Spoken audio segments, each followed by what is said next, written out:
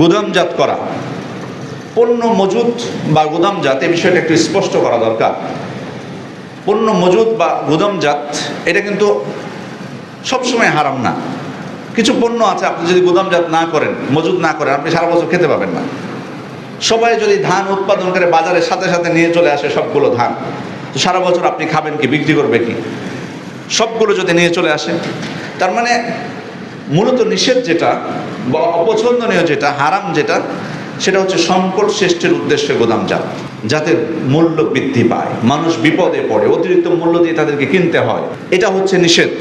সম্মানিত উপস্থিতি, এই মূল্য বৃদ্ধি উদ্দেশ্য প্রণোদিত হবে এবং এটা কিন্তু শুধুমাত্র, অনেক সময় আপনি দেখবেন মূল্য বৃদ্ধিটা শুধুমাত্র পণ্য মজুদ বা গুদামজাতের মাধ্যমে হয় না।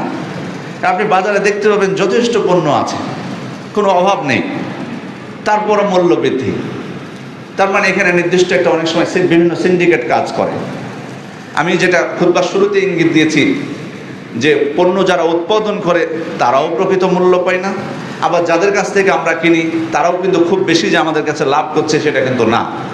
তাহলে এখানে মধ্যস্থতা করে কেউ, মধ্যখানে এমন কেউ আছে যারা মূলত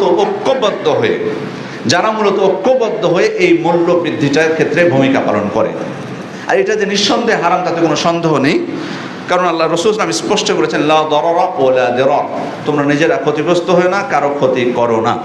এটা স্পষ্ট মানুষের জন্য ক্ষতিকর এবং তাদের উপর জুলুম, এবং যে জুলুমকে আল্লাহ তাআলা স্পষ্টভাবে হারাম করে দিয়েছেন।